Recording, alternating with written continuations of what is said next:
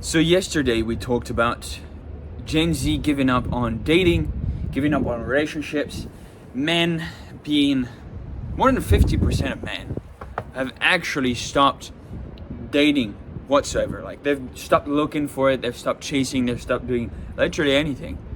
And today I wanted to expand a bit on that topic because we didn't really talk about hookup culture or dating apps.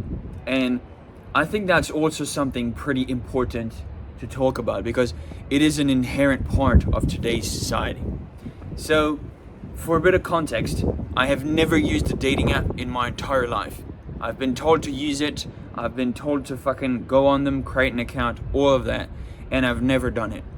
So far, all of my relationships have came from either speaking to people in person or meeting them on like a video game, like when I was younger, and since then I still talk to them to this day. So to be perfectly honest, I think everything is tied into the fact that social interactions have become extremely diluted and extremely different than they were before. Like before, you had your own little community, you had the people you would like see on a day-to-day basis. You would go see the butcher, you would go see the grocer, you would go see the baker, you would go to the library, you would go see these people at the coffee shop or something like that. And now it's kind of the same, but people have stopped going in person to places as much as before. They don't hang out in public. They hang out at home, they play video games, they watch movies, they stay in the comfort of their own bubble, their own soft, cushy home. And I don't think that's a good thing. Because the problem is when you're too comfortable, you don't want to do anything. And men, ever since the dawn of human time, have always sought to push each other to not be comfortable, to go face dangers outside of the home, to sign up for war. That's why men are like the number one gender, if you'd say that fucking today, are the number one gender that actually is subjected to the draft. Like whenever there's a war, men are the only ones that are subject to the draft, even though everybody has the right to vote. So that's another subject though. So when you actually think about it, there are actual people that are going to push each other to do better. So like for instance, a father might push his son to become a better version of himself. But a mother, on the other hand, wouldn't necessarily do that for her son. So you have to think about it. Okay, today's society, why are people just being okay, comfortable, being okay, going in their own separate, like basically little like imaginary realm? Like basically people just log on online and then just fucking disappear from real life whatsoever. Like in the apartment building I'm in, for instance, there's like probably like, I don't know, like maybe like two to 300, maybe like 400 people. And every single time I come across some people, I'm like, I've never seen that person like ever. And it's fucking weird because like that means that they stay home all fucking day, like all day. They don't go out, they don't do anything, they just stay home all day. And then maybe when they have to go pick up the food, fucking a lot of people do that here, they just order food online and they go downstairs and they pick it up and they go back up. And bruv, most of these people that do this are either fucking unhealthy, overweight, fucking fat. They don't respect themselves. And so they just stay inside their own room and they just fucking do nothing. And they just doom scroll, or I don't fucking know what they do. Like doom scroll, play video games, watch movies, eat junk food on the couch. I don't fucking know what they do. Like I'm not that kind of person, so can't really imagine. But to be completely honest, I think it has been the consequence of the internet and social media and video games and all of these things that allow you to be terminally online, and the fact that it's actually an option to,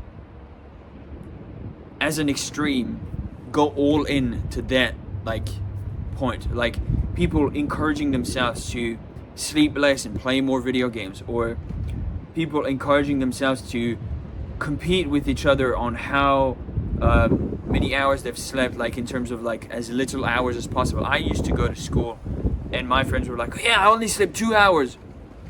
The fuck? What are you talking about, bro? You're killing your brain cells. What are you doing? What the fuck?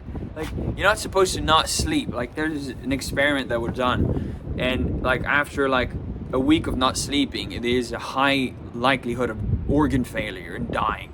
So what the fuck are you doing, bro? Like, sleep is extremely important for the human body to work properly, to function. So what the fuck are you doing? And this is the same thing with sleep. It's also the same thing with food. It's the same thing with what you consume, like all the media, all the visual stuff that you consume saturates your dopamine receptors if it's too much. And then at a certain point you're just like, this doesn't make any sense anymore. I don't care. Like, I'll just it's like building a tolerance. Like, you know when you drink a bunch of coffee and you get to a point where you have drank so much coffee that it just doesn't do anything anymore. That's the same thing with dopamine. To a certain degree, it's the same thing with everything. If you do too much of it, you're gonna get bored. You're gonna build a tolerance and a resistance towards it. So that's something to keep in mind. So when you actually think about that concept and you apply it to the dating market with hookup culture, the dating apps like fucking, I don't know, Bumble, fucking what is there, Tinder, fucking whatever, I don't fucking know the fucking apps. I don't use them. So these people use those apps and then they get saturated because they go through a bunch of people and they date a bunch of people super quickly, and so they feel tired of dating. And so when you meet them in person, they're actually super entitled and super annoying to talk to, because these people are actually fucking annoying. Like, they've went through so many interactions with people that they're just sick of it. And you can see this with women that have a high body count. They have the 1,000 I like to say the 1,000 dick stare. And you can see it. It's like they have a soulless stare when you're looking at you. And it's like they've went through this experience so many times that their innate personal connection, their willingness to create a genuine bond is no longer there.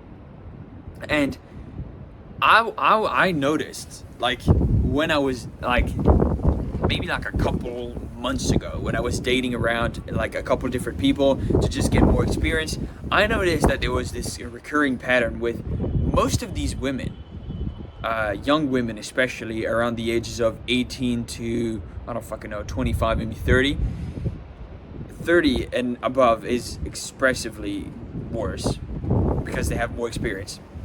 So what usually happens is you talk to them, especially if they're super pretty. Number one, it increases the likelihood of them being shallow, because since they're pretty, they never really needed to work on their fucking personality whatsoever.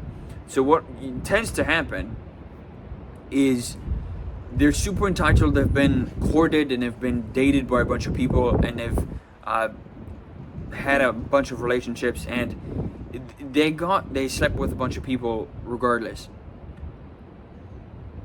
And it gets to a point where you can actually feel that when you actually like go through like a couple people and you can judge them based on how the interaction felt, because it's an energy exchange, right? So if you can feel that their energy is like, then obviously there's something wrong there. And I don't think you should date more than 3 people at the same time.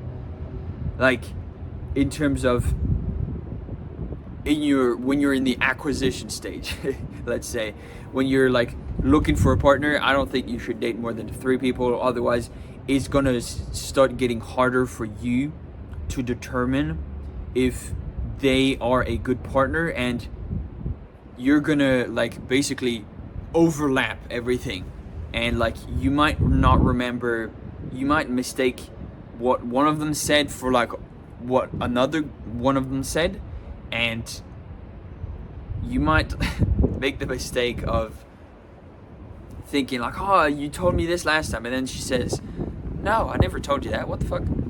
And and you're like, oh shit, that was fucking whatever her name was told me that, because I've been dating so many people, I don't fucking know, I don't remember. So the more people you date at the same time, and the more people you date over a long period of time, and the more you condense that into a short period, the more you're gonna not be able to create a genuine bond.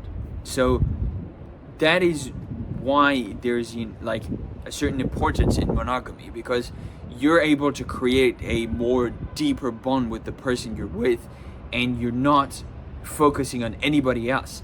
And this is super true for women, especially because the more people they sleep with, the more people they create bonds with, the more they're going to compare the next guy to who they're with right now. It's like, if you're going out with a woman and she's slept with more than 10 people, she's going to compare you to those 10 people. So it's like, it's I heard this guy who was saying like, yeah, it's kind of like the Frankenstein curse. So basically what happens is they sleep with one guy and he has money. So okay, so the next guy needs to have money. Okay, sleep with the next guy, he has money and he has a car. So the next guy has to have money and a car. It's like, okay, the next guy, he's big, he has big muscles, money and car. So okay, so the next guy needs to have big muscles, car and money. Okay, next guy, he has all of that plus he has good PP. Okay, so next guy needs to have good PP, money, car and muscles. So you know, it's like the more people they go through, the more like the worse it gets. So the higher the body count, the harder it is to create a genuine bond with that person. There was a study that was made that says people that have, especially women, because the study was made on women that have a higher body count than 30 have a 2% chance of having a good relationship in the future. So it's like, bro, that's not good, bro. So, and I mean a healthy relationship. But I'm pretty sure it was virgins had I think it was 70 to 80% chance of having a very healthy, strong relationship. And then as soon as you increase the body count, it just goes down, down, down, down. So that is why most men will not choose to date and go into a relationship with a woman that has kids or that has a high body count, because usually they feel like it's just a bad trait. Like, okay, maybe I'll sleep with you, but I won't give you a relationship. Like, I don't care. Like, it is what it is. So, because we don't want to deal with the baggage. That's the thing. We don't fucking give a shit about your baggage. The less baggage, the better for us. So, plus, we don't really want to go in a chick that has been filled up with a bunch of people before this. It's like, no, like, what the fuck? No. That is a no-go, bro. No. So, when you actually think about hookup culture and all this shit, all this garbage and all those dating apps, it's all a scam. It's all a scam.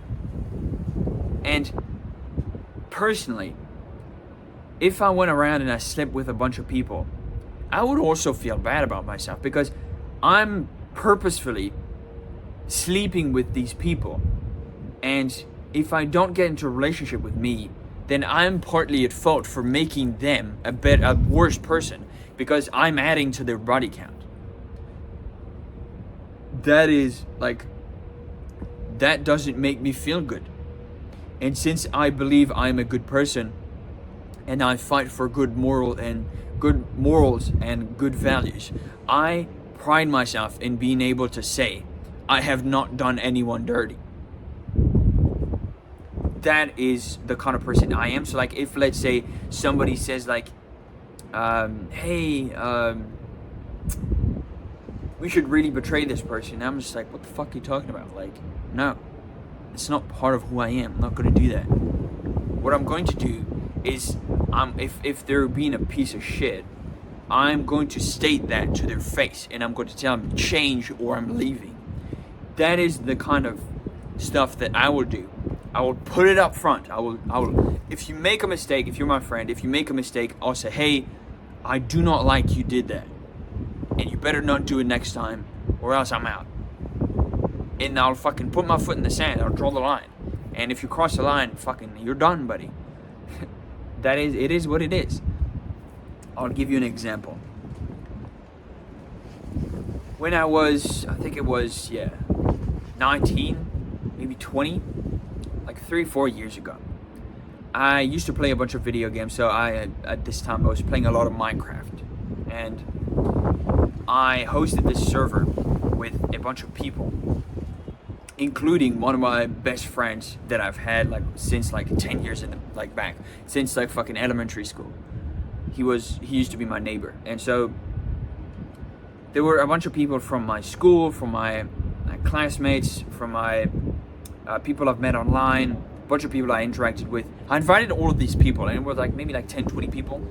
And I was the admin of the server, and I had like responsibility over like everything that happened basically. And so what happened is that best friend of mine kind of betrayed my trust, and he made me look like a fool, and he disrespected me openly, publicly on the server, even though he knew I had set rules in place and I had made sure that everybody respected those rules so that everybody would have a good time. Because I was the only admin, I had to make sure that everybody was not fucking around and it wasn't an anarchy server. It was a server that had a set few rules. The rules weren't like, I'm pretty sure there were only like 10 rules. It was pretty simple to follow.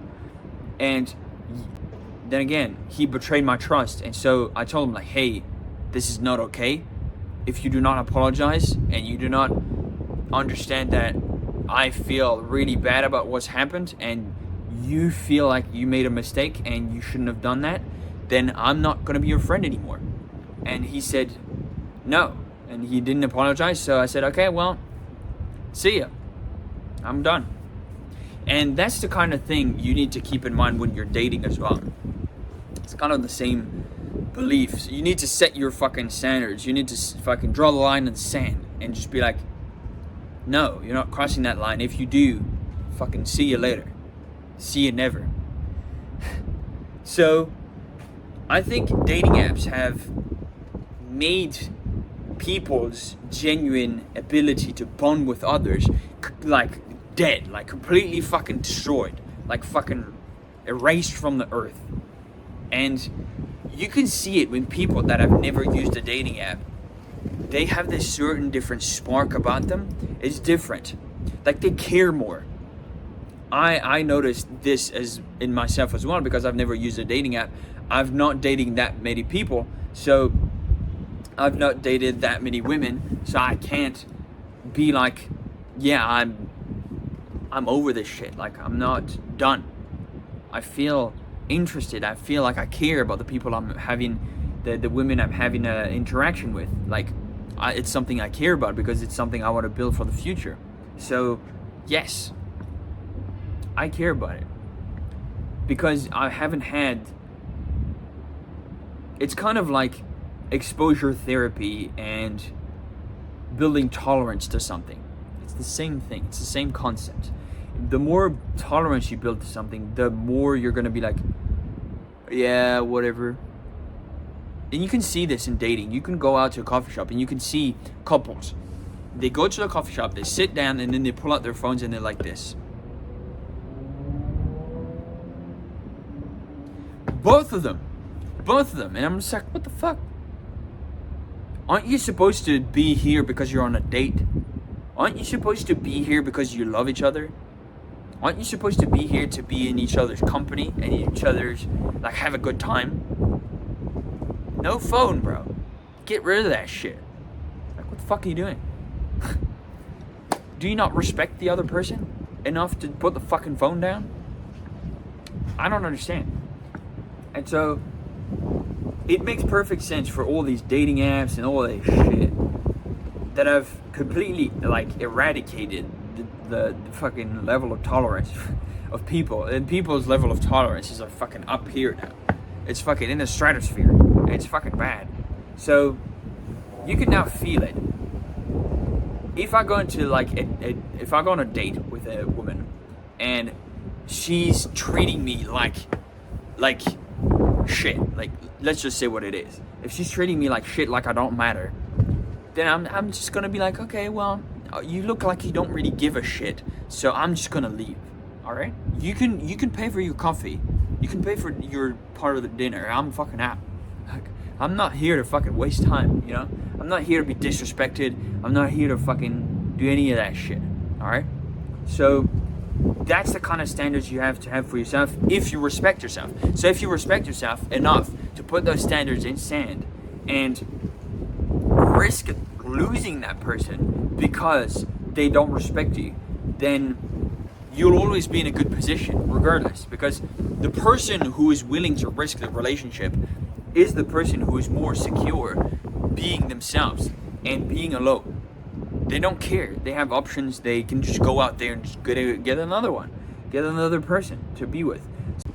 So I had to make some space in my iPhone storage because apparently what I'm talking about is way too bad for the phone to record properly.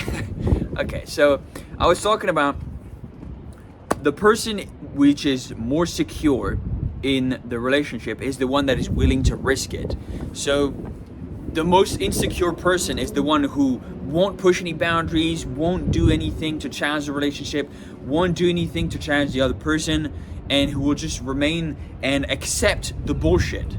So if you respect yourself, what you need to do is, if you're looking towards the dating game today, you need to make sure that you're setting standards, the other person knows, and they respect your standards, and they don't fucking, they might test you from time to time, which is perfectly normal for women, but you need to make sure that your standards are set in stone, and if they fuck it up, if they walk all over you, if they do something bad, what you do, and something you do not like tolerate or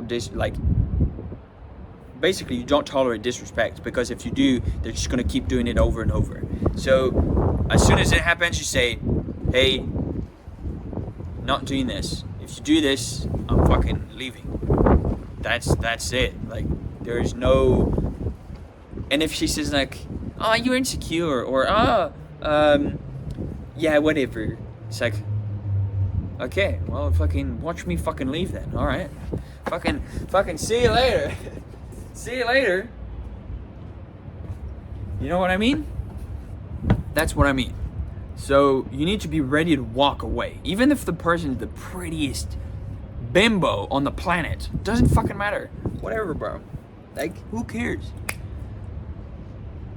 The red flags are there. If the red flags are there, see you later. So yeah. I think the dating apps are really fucking stupid and retardamente. Stupid. Not good.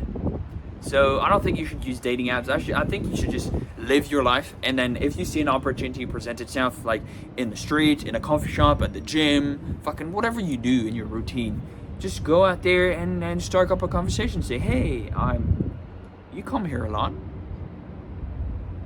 And then just let them speak a bit, like build that rapport, and just be like, wow, you look.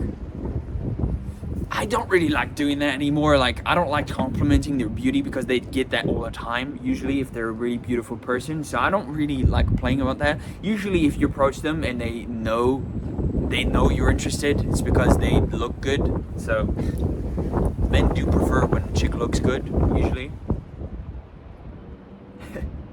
So yeah, dating apps shit, and hookup culture shit, because it reduces the tolerance for bullshit that people have and to build genuine bonds with other people. So if you want to build a genuine bond with someone, with another like human being, a woman, if you're a man listening to this and you want to build a genuine bond with a woman, what I suggest you do is you make sure that you care. Don't date too many people at the same time. Make sure that you prioritize what's important in your life. Have a goal, have a purpose, have something you're working on, so that way you're always going to be the leader of your own life, and they can hop on the train if they want to, if they don't want to, and if they want to live their own life, then that's completely up to you. How you want to structure your relationship is up to you. You need to come up with that. Yesterday I talked about standards, and how to set your standards is the most important thing in the dating world for men, because it is not prioritized enough. And yeah, just respect yourself enough to say enough's enough, and fucking don't tolerate any disrespect, bro. I appreciate every single one of you guys watching the video unto the end. As always, like, comment, subscribe. Happy to have a conversation with every single one of you guys. Give you guys some advice, answer some questions, give you guys some feedback if you got anything dating related, business related, fucking improvement related, be more productive, be more efficient. Feel free to ask me. And yeah, have a great day, and I'll see you tomorrow.